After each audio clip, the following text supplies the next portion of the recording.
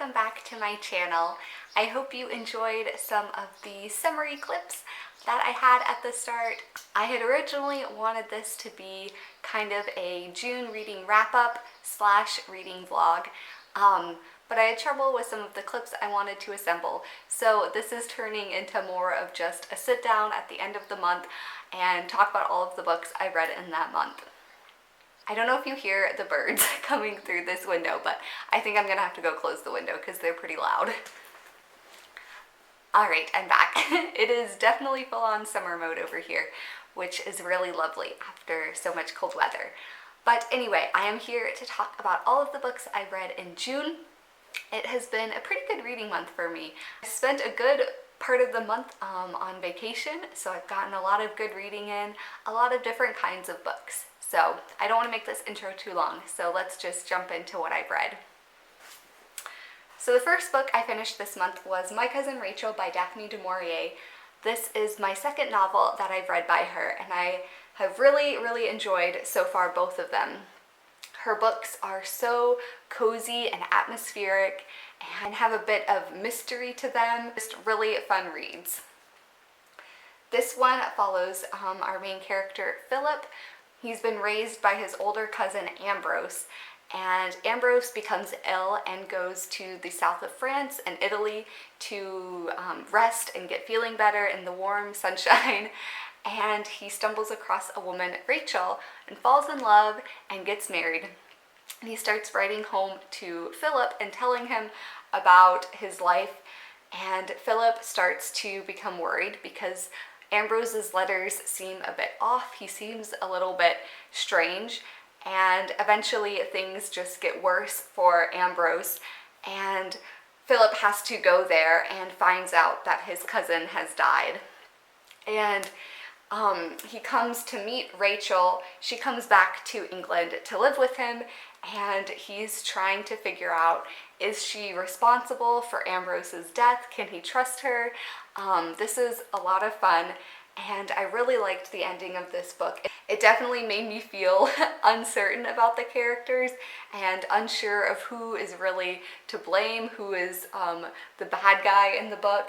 So this was a lot of fun, and I definitely want to pick up more of Daphne du Maurier's books in the future. The second book that I finished, this one took me a really long time to get through, considering I started it in March, or February even, for Lent. And that is The Long Loneliness by Dorothy Day. This is an autobiography of Dorothy Day, who was one of the co-founders of the Catholic worker movement. And so she really dedicated her life to helping those in poverty, helping workers to form unions and to earn living wages and take care of their families. She was so dedicated to the causes that she really cared about, and it was really interesting to read. There's a quote that I really liked that I think kind of summarizes well what the book is about. And so she's talking about her daughter in the beginning. Tamar is partly responsible for the title of this book, in that when I was beginning it, she was writing me about how alone a mother of young children always is. I had also just heard from an elderly woman who had lived a long and full life, and she too spoke of her loneliness. I thought again, the only answer in this life to the loneliness we are all bound to feel is community. The living together, working together, sharing together, loving God and loving our brother, and living close to him in community so we can show our love for him. This was a really interesting read. I'm glad I've learned more about a woman who I didn't know anything about before starting this book. Her writing style sometimes can be hard to follow because she talks a lot about her involvement in different social activist circles and what was going on with different protests and who was in jail and all of these things that it's kind of hard to keep track of at times. But it was really interesting, and I'm glad I finished it, even though it took me much longer than the anticipated amount of time. Next up, I finished an audiobook, and that is The Wizard's Guide to Defensive Baking.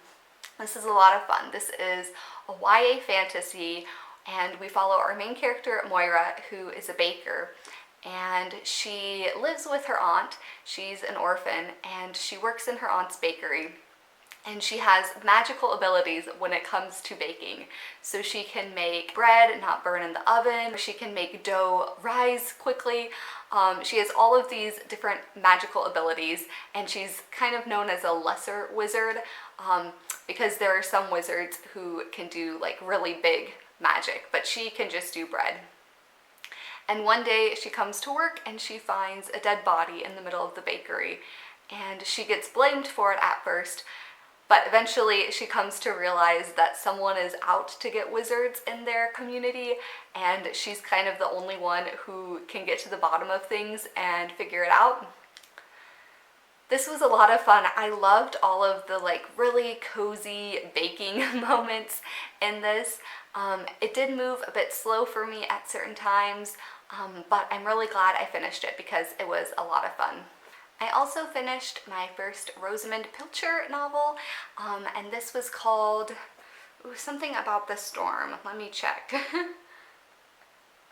And this follows Rebecca, our main character, who's in her 20s, I believe, and by her mom, who has had all of these different love interests around the world, and she's carted her off from place to place.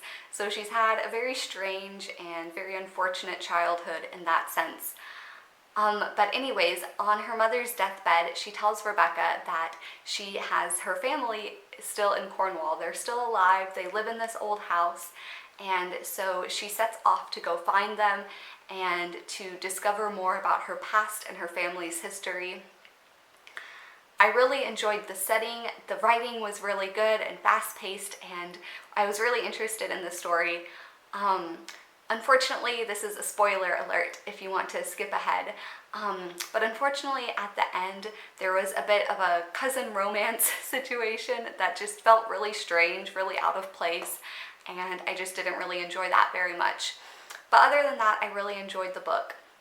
I don't know if I want to read more of her work, if it's going to be similar in that sense or not, but I've heard really good things about Rosamund Pilcher, so I kind of want to pick up a different book and see if it's a bit better in that sense. And then I also read, as part of Emma from A Bookish Princess's book club, the pick for this month was Jurassic Park, and I would have never picked this up if it weren't for that little nudge from the book club, but this was so much fun. I really enjoyed it. It's really fast-paced. The plotting of the story is excellent. I often would tell myself I'm just going to read one more chapter, and then I would read like 5. So it was really hard to put down. And I loved the character Malcolm and all of his observations into the dangers of science and how scientists are kind of only wanting to make the discovery. They're not interested in the ethical implications or even if this is good for people. They just want to push the envelope and make the discovery. And I felt that there was so much truth in that. Obviously there's a lot of good that has come from modern science, but we can also kind of look at things critically, if it's really necessary or if it's really helpful to society. So yeah, that book was a lot of fun. I'm really glad I read it. There's definitely some scenes that are a bit graphic and gruesome, which is to be expected, I think, with Jurassic Park. So I had to skim over a few parts, but it wasn't too bad, honestly, and I'm really glad that I read it. All right, my camera battery died, so we're onto my phone, so sorry if there's a change. But finally, I read Jane of Lantern Hill by Ella Montgomery. This is one of her standalone novels, and in it we follow Jane, a young girl who lives with her grandmother and her mother in Toronto. And Jane has a really unfortunate childhood.